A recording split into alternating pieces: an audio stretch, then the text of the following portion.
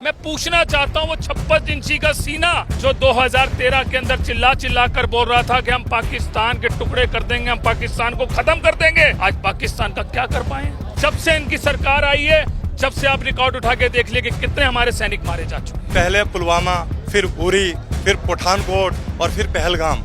चार देश के मजबूत प्रधानमंत्री जो कहते हैं कि आज देश मजबूत हाथों में है और चार ऐसे हादसे हो जाते हैं, उसके बाद भी सीख नहीं लेते। मैं पूछना चाहता हूँ, देश का प्रधानमंत्री कमजोर है, उसके बस की नहीं है देश चलाना। लोग सन्न हो चुके हैं, देश के अंदर हिंदू मुस्लिम चलाया जा रहा है। कई सालों से हम देख रहे हैं कि ये जो चाइना है या पाकिस्तान है, ये हर तरीके से कोई ना कोई मंसूबा खड़ा करते हैं हमारे मुल्क में परेशानी करने का या यहाँ के लोगों को तकलीफ पहुँचाने का। तो मोदी जी को किस बात का डर है? इतना खौफ क्यों है पाकिस्तान और चाइना का? या कोई साठगांठ है पाकिस्तान और चाइना से? जो सिक्योरिटी लैब्स के इश्यूज हैं उनको कोई क्यों नहीं उठा रहा, उन पे चर्चा क्यों नहीं हो रही? होम मिनिस्टर अमित शाह क्यों नहीं उस पर बात करने को तैयार हैं? आप अगर कहते हैं कश्मीर पीसफुल स्टेट बन गया है, तो ये आज की तारीख में आपके रूल के अंडर इतना बड़ा सिक्योरिटी लैब्स कैसे हुआ? कैसे इतनी बड़ी एक ट्रेजेडी हुई हमारे मुल्क में? अभी कुछ दिनों पहले बेड़ियों में भारतीयों को भेजा था, क्या जवाब दिया उसको?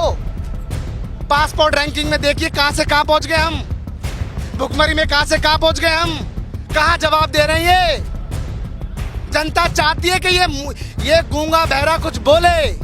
जनता चाहती है कि मुंह से दो शब्द बोले। जो शहीद हुए 28 लोग, जिनके परिवार के किसी 2 दिन पहले शादी हुई है, कोई सालगिरह मनाने आया, कोई एनिवर्सरी मनाने आया, तो मोदी जी को तो चुनाव पहले दिखता है। बिहार में चुनाव है, बिहार का चुनाव कैसे जाने देंगे? मरता है तो कोई मरे, लेकिन हमको पहले चुनाव देखना है। देखिए, बीजेपी जिस तरीके से हमारे देश में ये बहुत ही तकलीफदेह और दर्दनाक हमला हुआ है, और देखिए जहाँ तक कि जो रिसर्च हो रही है या जो डिटेल्स निकल रही हैं, उससे साफ जाहिर है कि कहीं ना कहीं पाकिस्तान का इन्वॉल्वमेंट था इसमें। मैं एक बात ये कहती हूँ कि लगातार कई सालों से हम देख रहे हैं कि ये जो चाइना है या पाकिस्तान है, ये हर तरीके से कोई ना कोई मंसूबा खड़ा करते हैं हमारे मुल्क में परेशानी करने का या यहाँ के लोगों को तकलीफ पहुँचाने का। तो मोदी जी को किस बात का डर है? इतना खौफ क्यों है पाकिस्तान और चाइना का? या कोई साठगांठ है पाकिस्तान और चाइना से? कोई सुपारी ले रखी है क्या मोदी जी ने चाइना और पाकिस्तान से कि वो उन पे एक्शन लेने की बजाय अपने ही मुल्क में डिवीजन करने का काम कर रहे हैं? आज की तारीख में आपको कश्मीर जाना चाहिए था। आज राहुल गांधी जी फौरन जैसे वापस आए, वो फौरन पहुंचे उन लोगों से मिलने के लिए। मोदी जी को क्या ये चीज़ शोभा नहीं देती थी कि वो पीएम होने के नाते वहां के लोगों से जाके मिलते, उनसे मुलाकात करते, उनका दर्द बांटते, उनकी तकलीफ बांटते?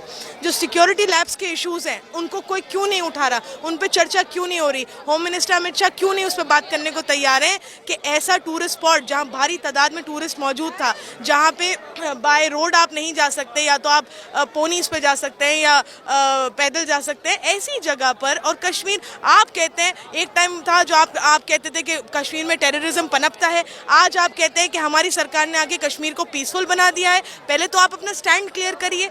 आप अगर कहते हैं कश्मीर पीसफुल स्टेट बन गया है, तो ये आज की तारीख में आपके रूल के अंडर इतना बड़ा सिक्योरिटी लैब्स कैसे हुआ? कैसे इतनी बड़ी एक ट्रेजेडी हुई हमारे मुल्क में? और वहाँ के लोग चश्मदीद गवाह ये बात कह रहे हैं कि 1 घंटा लग गया आर्मी को वहां पहुंचने में, 1 घंटा लग गया उनको। और इसकी जवाबदेही कोई तय नहीं कर रहा है। लेकिन मोदी जी को चुनाव की बहुत चिंता है। बिहार में रैली करने गए वो, जब पुलवामा हुआ तब भी उन्होंने रैली के मंच से वोट मांगा, अब पहलगाम हुआ है तब भी वो बिहार में रैली कर रहे हैं, लेकिन पीड़ितों से मिलने गए नहीं। देखिए, मेरा ये मानना है कि कहीं ना कहीं जो भी इस तरीके की ट्रेजेडी होती है, ये एक सोची समझी साजिश के तहत हो रहा है। इसमें चाहे दूसरे मुल्क का हाथ हो या जो अपनी ही सरकार है उनकी कमियां हो, कहीं ना कहीं मुझे लगता है इन्होंने सुपारियां ले रखी हैं दूसरे मुल्कों से अपने ही मुल्क को बर्बाद करने की। ये तो देश छोड़ के भाग जाएंगे कुछ सालों में, लेकिन इस मुल्क को ये तबाह करने की पूरी साजिश इनकी रची जा रही है। ये जब कहीं इलेक्शन आना होता है, जब कोई इस तरीके की एक्टिविटी होती है, फौरन कहीं ना कहीं इस तरीके का इनकाउंटर या टेररिस्ट एक्टिविटी या हम ये देखने को एक मिलता है पैटर्न। कभी आपने सोचा था कि इस मुल्क में इस तरह के हालात होंगे कि जब भारतीय नागरिकों को आतंकियों के द्वारा मारा जाएगा, तब उनको मजहब के नाम पर बांटा जाएगा, ये कहा जाएगा कि हिंदू का नाम पूछ के मारा जाएगा, और मीडिया ये सवाल नहीं पूछेगा कि सुरक्षा में चूक कैसे हुई, इसका जिम्मेदार कौन है, इस्तीफा होगा अमित शाह का या नहीं? वो सिर्फ ये कह रहे हैं हिंदुओं को मारा, हिंदुओं को मारा। देखिए, जब भी मैं वही बात कह रही हूँ, कोई भी ट्रेजेडी इस तरीके की होती है, ये हमेशा उसको एक कम्युनल एंगल देने की कोशिश करते हैं। ये बातें आज की तारीख में हो क्यों रही हैं कि हिंदू ने मारा या मुस्लिम ने मारा, या हिंदू को मारा या मुस्लिम को मारा? ये बातें इसीलिए हो रही हैं क्योंकि आपने लगातार पिछले 10 सालों सालों से हल्के हल्के लोगों के दिमागों में ये जहर भरा है। लगातार आपने कम्युनलिज्म की पॉलिटिक्स करी है और आज वही नतीजा है उसी का कि जब इस तरह की कोई हादसा होता है तो सबसे पहले उसका धर्म पूछा जाता है, उसकी जाति पूछी जाती है और फिर वो ब्लेम गेम खेला जाता है। लेकिन देखिए, मैं आपको यकीन दिलाऊं कि कोई भी धर्म, कोई भी मजहब टेररिज्म को प्रमोट नहीं करता है। और देना चाहिए अमित शाह को।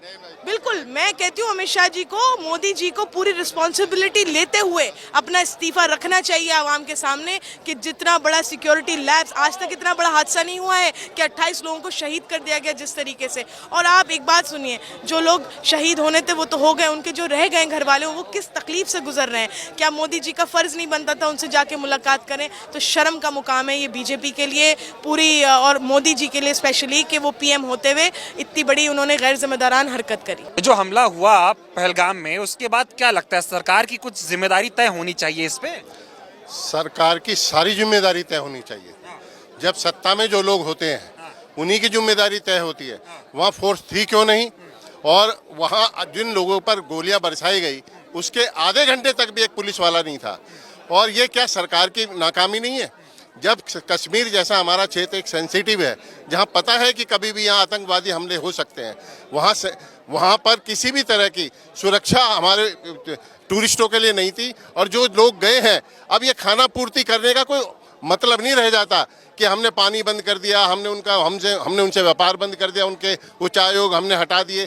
इस चीज़ों से कोई फर्क नहीं पड़ता, इस पे तुरंत कार्रवाई होनी चाहिए थी। वो आते हैं, कह रहे ना बिहार की धरती से संदेश दिया, कोई छोटी बात की धरती से वो ये संदेश देने गए थे कि देखिए, वो हिंदू मुस्लिम हमेशा करते आए हैं कि वहां पर वो चुनाव प्रचार के लिए अपने गए थे। उनका एक मोटिव मिल गया कि देखिए धर्म पूछ के मारा जा रहा है, उनको फिर हिंदू मुस्लिम का एक मुद्दा मिल गया।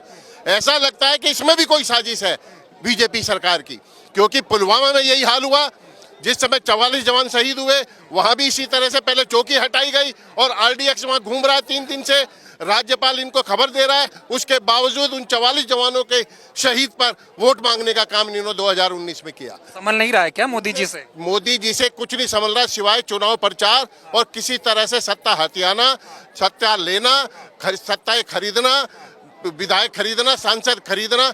हम सत्ता में बने रहे, क्योंकि जिस 56 इंच वाला सीने वाला प्रधानमंत्री है, पाकिस्तान की कमर तोड़ देगा, एक सिर के बदले 100 सिर लाने की बात करते थे ना मोदी। तोड़ने वाले तो चले गए जब श्रीमती इंदिरा गांधी ने अमेरिका को चुनौती दे दी थी। वो हुआ करती थी कमर तोड़, उस समय हुआ करती थी चुनौती। ये जो 56 इंच का जो सीना है वो मात्र सुगड़ के 5 इंच का रह गया है। ये तो कहने की बातें हैं। इनसे ना महंगाई संभल रही, ना गरीबी संभल रही, ना रोजगारी संभल रही, इनसे किसी भी तरह का कोई चीज। हाँ, अडानी। मोदी जी कश्मीर गए क्यों नहीं, उन लोगों से मिलने, उन पीड़ितों से मिलने क्यों नहीं गए? क्योंकि वहाँ के जो लोग हैं मोदी जी को, शाह को उल्टा भगा देते। उन्हें पता था अगर जो जाते तो इनकी वहाँ पोल खुलती, क्योंकि ऐसा लगता है कहीं ना कहीं एक साजिश के तहत वो लोग मारे गए हैं। सर्वदलीय मीटिंग हुई, उसमें अमित शाह ने अध्यक्षता की उसकी, लेकिन नरेंद्र मोदी उस मीटिंग में नहीं बैठे। इतिहास में पहली बार हुआ है कि कोई आतंकी हमला हो, ऑल पार्टी मीटिंग हो, उसमें देश का प्रधानमंत्री ना हो। छोटा मोटा आतंकी हमला नहीं हुआ, 28 लोग मारे गए हैं। जो शहीद हुए 28 लोग, जिनके परिवार के किसी 2 दिन पहले शादी हुई है, कोई सालगिरह मनाने आया, कोई एनिवर्सरी मनाने आया, तो मोदी जी को तो चुनाव पहले दिखता है। बिहार में चुनाव है, बिहार का चुनाव कैसे जाने देंगे? मरता है तो कोई मरे, लेकिन हमको पहले चुनाव देखना है। मोदी जी को चुनाव देखना है। दावे फर्जी थे आतंकवाद को लेकर, बिल्कुल फर्जी है। ना कश्मीर में आतंकवाद खत्म हुआ है। हाँ, कांग्रेस के समय में हमेशा आर्मी हुआ करती थी, हमेशा कांग्रेस ने संभाला है। छोटे मोटे जब भी हमले हुए तो कांग्रेस ने तुरंत आर्मी को आदेश दिया और वहां पे उनको निकाल के घरों से मारा है। जवाबदेही किसकी तय होगी? अमित शाह को इस्तीफा देना चाहिए, मोदी को इस्तीफा देना चाहिए?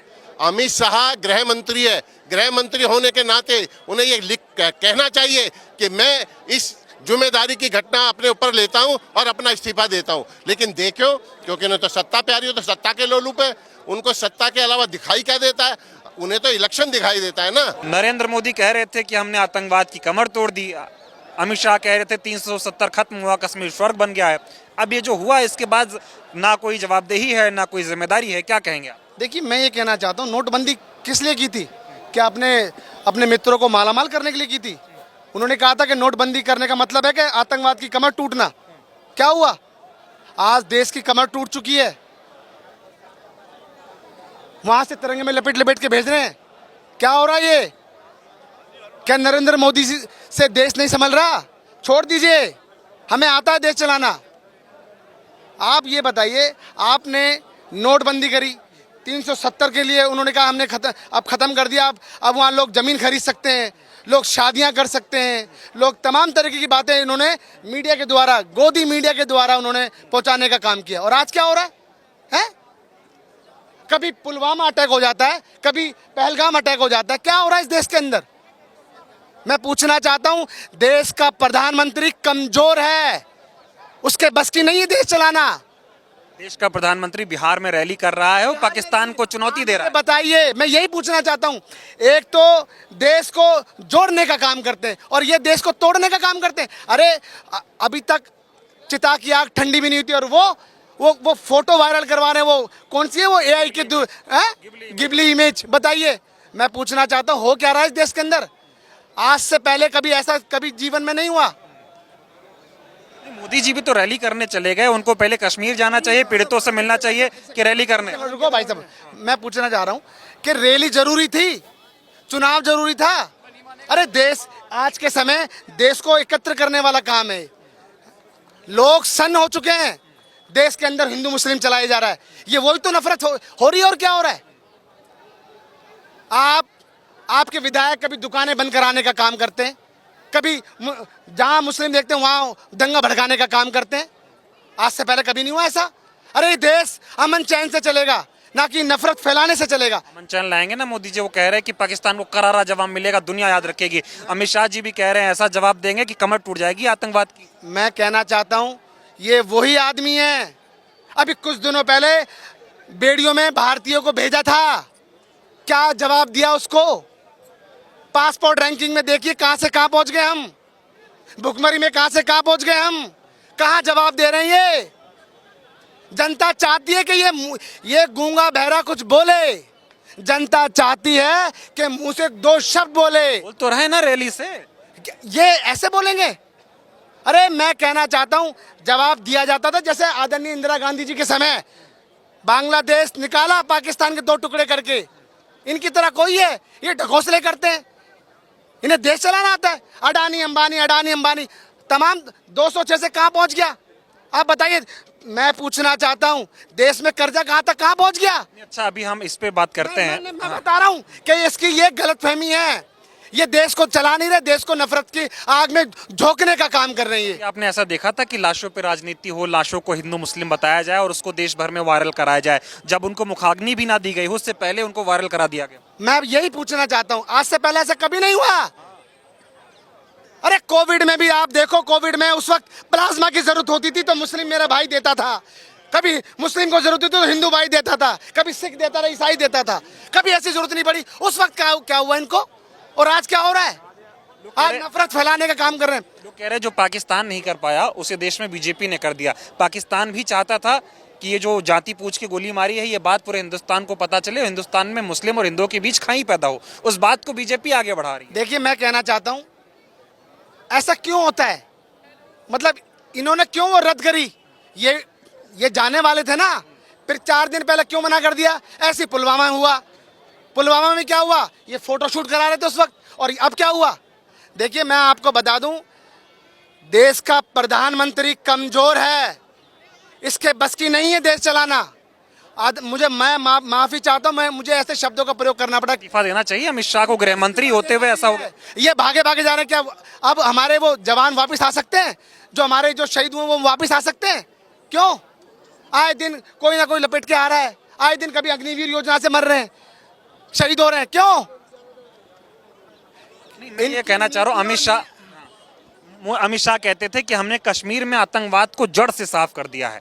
अब आतंकवाद खत्म हो गया, कश्मीर स्वर्ग बन गया, देखो दुनिया घूमने जा रही है। अब पर्यटकों को गोली मार दी कश्मीर में। मैं यही कहना चाहता हूँ, ये जो झूठ फैलाया है ना इन्होंने जो कहा है कि आतंकवाद खत्म हो गया, क्या हुआ? ये 7 लाख फोर्स है वहां पे।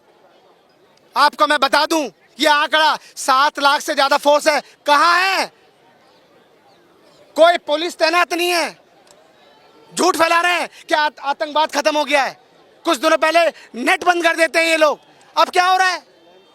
मैं कहना चाहता हूं, देश ये नहीं चला सकते। और जब तक, मैं आपको बता दूं, ये लोग सत्ता से जब तक नहीं हटेंगे, ये देश को और नफरत के आग में झोंकने का काम करेंगे। मैं आपको आपके चैनल के माध्यम से ये बातें कहना चाहता हूं। चलिए, बहुत बहुत धन्यवाद।